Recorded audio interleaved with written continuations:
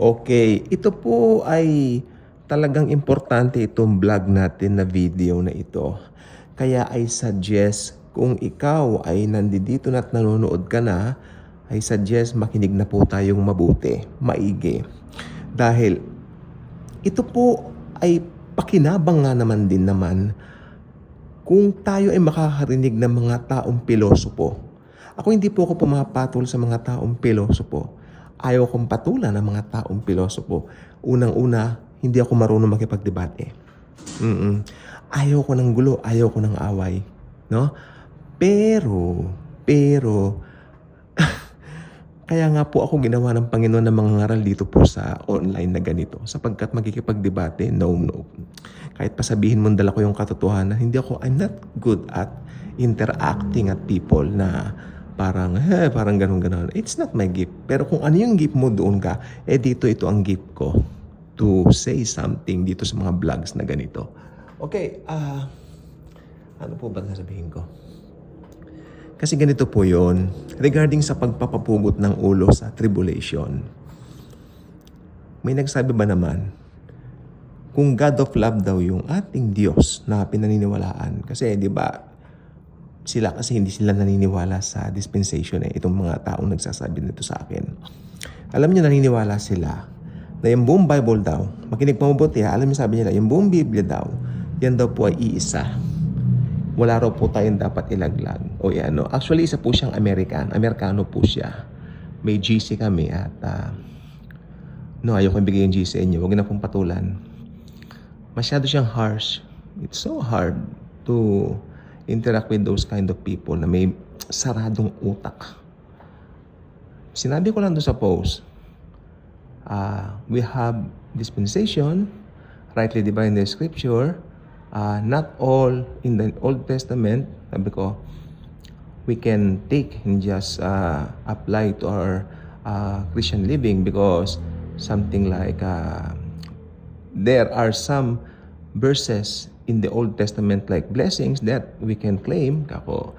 And yet those curses, of course, that's not ours because those are belong to the people of old, kako. Nagalit, nag-react, grabe todo. Hindi naman po ko yung tao na pinopost ko yung sinabi doon. Hindi ko po gawain yon. Ini-screenshot ko. No, hindi po. Ayoko. Then, tahimik na nga po ako tuloy-tuloy pa rin. No? Kasi ganito po yung point niya. Kasi hindi sila naniniwala sa pugot-pugot ulo. Naniniwala sila yung rapture at second coming, the same event. Fine. Siguro hindi ako magkikipagdebate. Pero ang point niya, kung naniniwala daw tayo na God is love, bakit daw sa tribulation, hahayaan daw ng Diyos yung mga magiging born again na mapugutan? Hindi ba kung God is love daw, dapat hindi gayon. Dapat nandun pa rin yung faith. Yun na nga po ang problema. Kasi hindi po nila alam yung dispensation. Ilang beses ko na po inulit-ulit Okay. Punta muna tayo sa offerings. Kasi babalik tayo talaga sa offerings di ba? Okay. Sa old, ito na naman po tayo. Sa old covenant, mga hayop. Dugo ng mga tupa, mga baka, di ba? Ano mga hayop? Maski malilit na hayop. Because yung mga offerings, makinig mo mabuti, yung mga offerings, it represents you, the offerer. Yung offering mo represents you, the offerer. Nire-represent ka niya. Yung dugo nung, offering mo, ano man yan, hayop na yan, tupa man yan, baka man yan, whatsoever man yan, yung dugo nun, yan ang i-sprinkle doon sa Holy of Holies na anumang ceremonial nila doon, no? High priest ang gagawa noon. Nandun siya sa kaloob-looban ng templo. Then paglabas niya, pupunta siya doon sa offerer para sabihin na, hey, okay na. Pero wag ka. Pag may nakita siyang blemish or palpak doon sa offering mo, pababalikin ka. Maghanap ka ng bago mong offering. Yung walang blemish, unblemished. Ang hirap, Hindi po ba ang hirap? Ang hirap-hirap. Hirap talaga. Thank God, God the Father sent Jesus Christ. Ito po yung si Jesus na buhay ng 33 years. At alam niyo ba si Jesus Christ, He was born to die. Pinanganak siya para mamatay sa cross. Kaya nung si Jesus nakabayubay sa cross, sumigaw siya, tetelestai, it is finished. Kaya yung kanyang kamatayan sa cross, yun po ang ating perfect offering. Makinig po kayo, it's not an offering only. It's a perfect offering. Ito po, napakapalad natin. Ito po tayo. Ito po tayo. Church age. Diba? Basahin niyo yung John 3:16 tsaka John 3:17. Ang ganda rin ng John 3:17. Ang ganda rin ng John 3:17 kasi doon pinapakita wala nang paghatol sa mga nanampalataya sa kanya. Kaya hindi siya pumunta rito para hatulan ang mundo. Pumunta siya para iligtas ang mundo, di ba? Okay, yan. Pasok na tayo dyan. So ngayon, nabuhay siya after nung mapako siya. Alam natin yun, nabuhay siya for 3 days. Ngayon, namamagitan na po siya sa atin. Church age po tayo. Church age pa rin po tayo ngayon. O ngayon, tanong ko po kayo, ano ang katapusan ng church age? The rapture. Hindi pa po nagra-rapture, di ba? O ayan na. Okay. Let's say, bukas rapture na. I hope bukas rapture na. Sino bang may ayaw? O ngayon, pag nag-rapture na po, sino ang mararapture? Lahat ba ng mga nag-aangking Kristiyano na Kristiyano sila? Hindi. Ang mararapture lang, ito siramplaka na naman ako, ang mararapture lang ay yung mga Kristiyanong hindi nagmamalaki ng kanilang sariling gawa. Yung mga Kristiyanong naglagak at nagtiwala laang sa finished work ng Panginoong Hesukristo sa krus ng Kalbaryo. Yun ang mga mararapture. Taliwas doon sa mga ito, yung Amerikanong malamang na ito, kanya, yung self-righteousness sila. Taliwas doon sa mga self-righteous na mga Kristiyano kuno na pinagmamalaki yung kanilang magagawa sa Diyos. Actually, maiiwan sila. Tahasan ko pong sasabihin. Because you're not trusting by the blood of the Lamb, the Lord Jesus Christ. Alam niyo yung kantang, nothing but the blood of Jesus. Alam niyo yun, di ba? Nothing but the blood. Kung nothing but the blood, anong pinagmamalaki mo? Gawa mo? Nag-devotion ka ng umaga? Meron pa nga po ako nakita sa GC. Ayan, nakapag-devotion na ako, maski mag-rapture ngayon, kukunin daw siya ni Lord. Hi? Hindi mo pwedeng kontrahin yun kasi aawain ako nun. Kita niyo yan? What they are boasting? Their own works? Yes. Ito po. O ngayon, pa nag-rapture na, ano mangyayari? Nasaan na ngayon yung mga na-rapture? Siyempre, dinala ng Panginoon sa langit, di ba? Magbibigay na po siya ng reward sa atin sa kanyang Bema Seat of Christ. Ito yung hindi white throne judgment sa mga unbelievers yun. Meron tayong judgment pero hindi para hatulan tayo o i-judge tayo. Meron tayong judgment according sa mga ginawa nating mabuti dito sa lupa. Meron din po yun, pero hindi kaligtasan ang pinag-uusapan doon. Kundi yung mga mabuting gawa. Parang meron tayong mga points, gano'n. Halimbawa, ganito. Halimbawa, paano Kristiyano siya tapos wala siya nagawa? Parang yung kasama ko dati sa gawain ng Lord. Naku, wala man ako nagdadalang kadalawa. Importante, mapunta ako sa langit maski wala akong reward kanya. O mas maganda bro kung may reward ka ako. Pero halimbawa, wala siyang reward. Okay lang, at least ligtas siya, hindi ba? Hindi ba? Ligtas siya. Ligtas siyempre. Tinanggap niya yata si Jesus, di ba? Pero mas maganda may reward ka. Kasi naniniwala naman ako lahat ng Kristiyano may reward. Walang Kristiyanong walang reward. Ako naniniwala ako doon. Hindi nga lang pare-pareho yung level. Okay? O ngayon, ito po. Sino yung mga naiwan? Di yung mga, ito na po tayo, makinig po mabuti. Ito yung mga nagpamalaki sa mga gawa nila. Ito yung mga, yung iba naman, unbelievers talaga na walang hilig sa relihiyon, walang hilig sa Diyos, walang interest sa Diyos, at lalong walang pagmamahal kay Jesus. Yung mga hindi naniniwala sa finished work ni Christ, yung mga ayaw tanggapin si Jesus, yung mga nireject si Jesus, sila po ang maiiwan dito. Ngayon, ito na po ang siste. Ito na po yung topic natin. Umaba tayo. Okay lang. Paano ngayon yan? So, ibig sabihin wala nang effect yung blood ni Jesus. Don't get me wrong. Ang blood ni Jesus, forever ang effect. Forever ang effect. Pero ang problema is this. Hindi yung blood ni Jesus ang may problema. Ang problema, nireject si Jesus nung mga taong yan, nung nasa church age, nung inaalok ng Diyos ang blood. Uulitin ko, huwag kayong malilito mga kababayan ko at mga minamahal kong kababayan. Yung effect ng blood ni Christ, forever ang effect. Ha? Pero, nung church age, nireject nga nila eh. Ha? Ibig sabihin na walan sa kanila ng effect ang blood? Hindi. Nandoon pa rin ang awa ng Diyos sa kanila. Makinig kayong mabuti. Ngayon, bakit ko nasabing nandoon yung awa ng Diyos? Darating tayo dyan. Dahil pagdating po ng tribulation, makikita nila yung lupit ng Antikristo. Hindi ko na po sasabihin kung sino yung Antikristo. Paulit-ulit na po tayo. Isa po siyang public figure darating para magpapasamba bilang Diyos. Pero may mga hindi sasamba sa Antichrist dahil alam nilang mali yaon. Sila po yung mga magiging tribulation saints. Okay. Tandaan nyo ha, yung mga taong yan na iwan dahil nireject nila si Jesus dito sa church age. Pero, makinig, bakit ko nasabi na meron pa ring awa ang Diyos at may biyaya pa rin ng Diyos sa mga taong ito?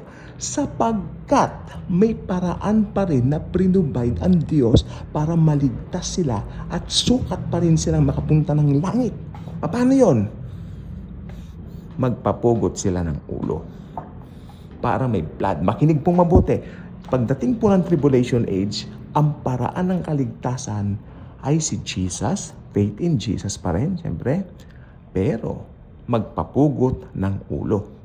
Kasi yung mga taong yan, nag-reject kay Jesus sa church age. Kaya dito po kung tutuusin nga po, naiwan sila, kung tutuusin, wala nang pag-asa yan kung tutuusin.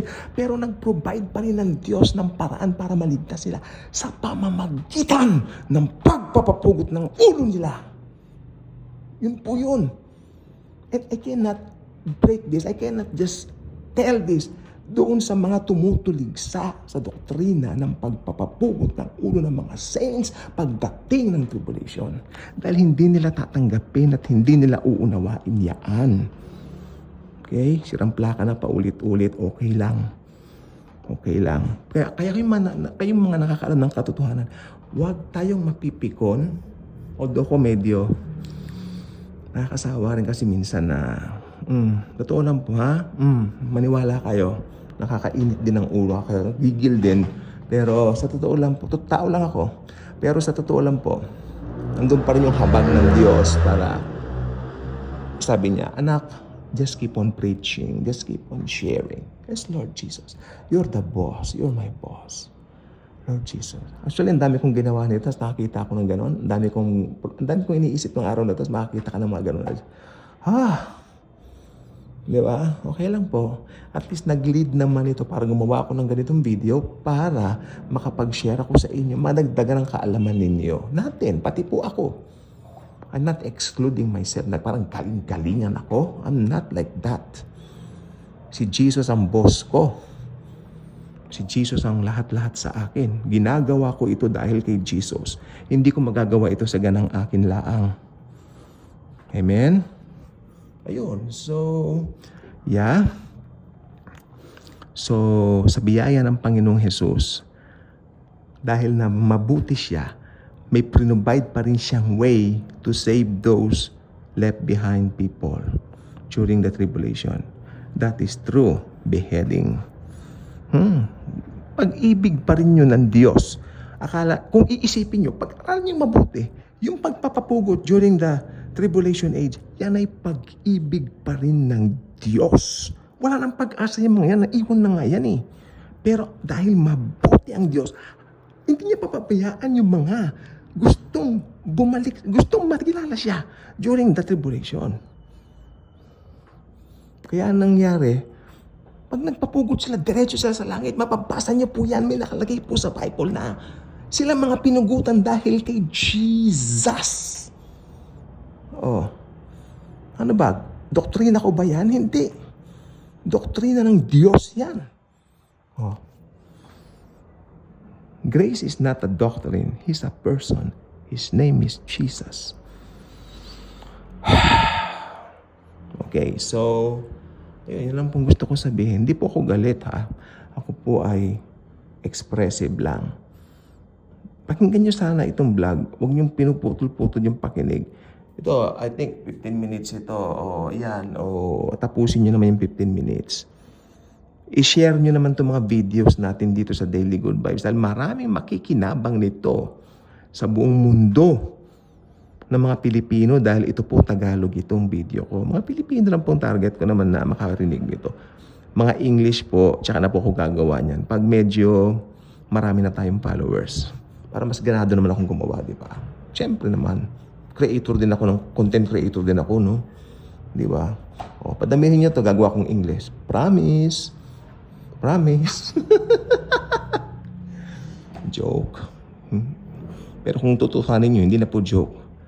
Hi, okay, so thank you, Jesus. So, ayun, just be thankful every day na alam natin yung truth. Una-una, saved tayo, born again tayo. At higit sa lahat, nasa grace tayo. Malaking bagay yan. Ha? Iba yung na-born again ka, iba yung nasa, alam mo yung grace talaga. Kasi maraming nagsasabi, born again sila, pero hello, dumalakad sila sa law. Dumalakad sila, do this, do that, do that. O paano ka? Hirap kaya nun. Sampal sa mukha ng Panginoong Hesukristo at ng Diyos ang mga ginagawa nilang sinasabi nila yung mga words nila. Kasi self-righteous self-righteousness. It steals your joy.